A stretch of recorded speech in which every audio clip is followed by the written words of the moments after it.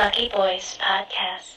There was, I guess, military games in Wuhan with, I guess, different militaries, participating, kind of like Olympic kind of style games, and they claimed that a group of U.S. soldiers was there and they actually started the virus. They spread it to Wuhan first.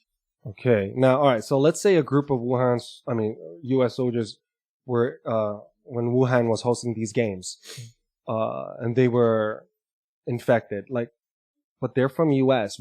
And the way this thing is spreading, we can see, this is no joke. Unless they were living in a box when their family members have it, their girlfriends, people they were close to, their significant others, whoever, and then those people would spread it, and then U.S., to my point, U.S. would have been completely one of the first ones, or neck and neck with China, going, holy crap, we're both dealing with this right now. Yeah, I mean, with anything with the military, they always say, hey, they can put them on a separate plane, they could put them in a separate bunker, they could, you never hear what actually happens, you hear different things, but you never hear truth. They can isolate them away from their families for a given amount of time. I mean, So they're saying U.S. purposely hit them with this? That's what the Chinese are thinking? That's what that's what the rumor mills are saying in China. I find that hard to believe.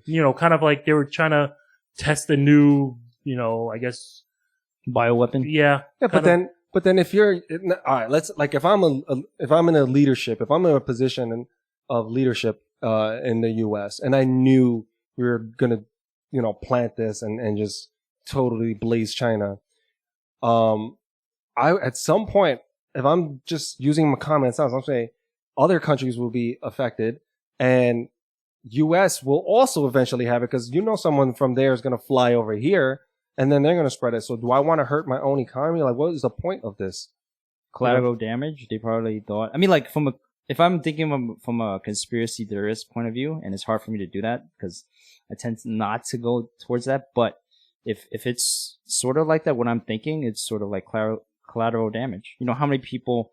But what do we get? Hurt more because of it. Think about this. When the U.S. goes and use a drone to bomb, wherever, right? Right. It's collateral damage. Innocent people will die, and they're okay with that. Right, but it's our own people. Hey, I think, and then like this, you can't control it. What if it hits their home, or what if they themselves have it? Unless they have the secret fucking cure antidote that we don't know now about. We're getting into deep waters here. Yeah. Well, I mean, like I said, it's a rumor. That's what the Chinese are starting, trying to, I guess, push blame away from it starting. I'm really open minded. I play along with this stuff, but that one that's a tough pill to swallow. Among the older, in China, that's a narrative they're spinning right now. They're saying, hey, we didn't, it wasn't our fault. And how would they know that? Well, again, that's a narrative they spin. You never know. You know what I mean? It's a how narrative. Would they know that? And like any conspiracy, someone starts it, trying to spin it the right way. You tell enough of the populace that it's true, they will not. No, you think anyone in China was like, yeah, we started it. It's our fault. No one wants, no one's going to admit, hey, our country started this. This is all our fault. No, everyone's going to look to blame somebody else. They're going to want to shift the blame.